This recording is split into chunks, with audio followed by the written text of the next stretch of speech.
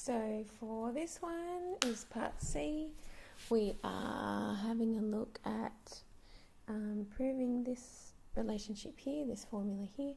And let's just have a look for 1. If we put S of 1 in there, of course, we get 1 on 2. We get 2a plus 1 minus 1 d's, which is 0 d's. So we get half of 2a, which is a, and we know S of 1 is a, so that matches. So P of 1 is true. Our assumption is that S of k is true, so that would be half of k on 2. We've got 2a plus k minus 1 lots of d's, k minus 1 lots of d's there. And what we want to prove is true is that S of k plus 1 is k plus 1 on 2, 2a, plus k plus 1 minus 1 is kd. That's k minus 1 there.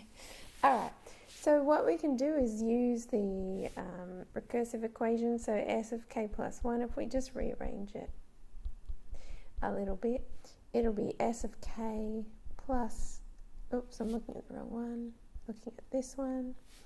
So S of k plus a plus, and it'll be k plus 1 minus 1, so kd. So we're subbing in n equals k plus 1. Sorry, yep, that's the one we're looking at. Alright, so we can then use the assumption. So we've got k on 2, 2a plus k minus 1d there, plus a plus kd. Now if we look at it, we want everything over 2. So over 2, I'm just going to put this in here. So 2ak is there. And we've got k squared minus k, lots of d's.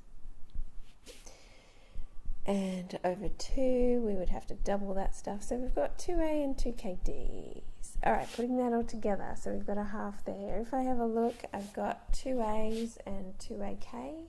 So outside of 2a, that's going to be k plus 1. Lots of those. And looking at d's, what have I got for d's? I've got a k squared minus k, and then here I've got a 2k. So you can see there that that is just going to give you a k squared here plus k, which is k lots of k plus 1.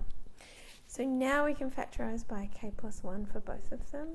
And what's left is a 2a and a kd, which is what we were looking for. So yes, it works by induction.